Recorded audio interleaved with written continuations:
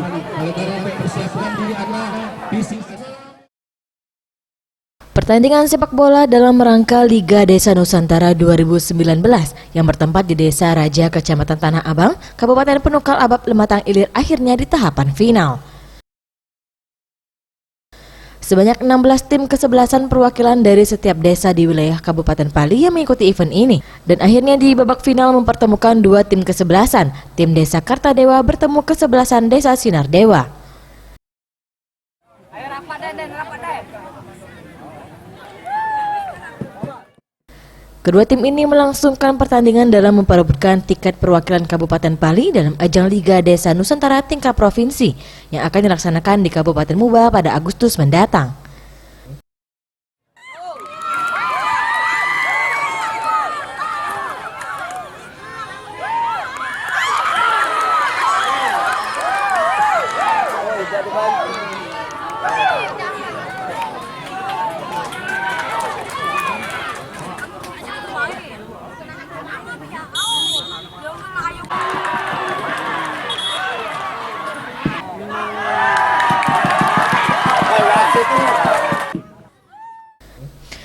Hingga peluit tanda berakhirnya pertandingan, tim kesebelasan dari Desa Kartadewa berhasil memenangkan pertandingan dengan skor 2-0 dari tim kesebelasan Desa Sinardewa.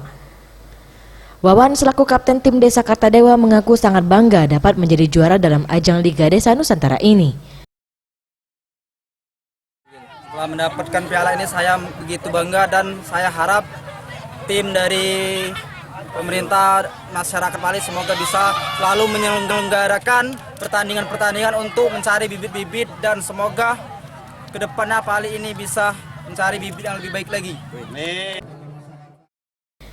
Sementara itu, Kepala Dinas Pemuda dan Olahraga Kabupaten Pali Darmawi mengucapkan selamat bagi para pemenang. Ini kan mungkin nanti kan akan dikumpulkan kembali, jadi mungkin akan kita semacam diasramakan, kita siapkan untuk menyiapkan pelatih untuk melatih mereka, terutama terkait dengan fisik dan strategi dalam pertandingan. Karena ini kan persiapannya melawan 17 kabupaten kota yang akan kita hadapi nanti ke depannya.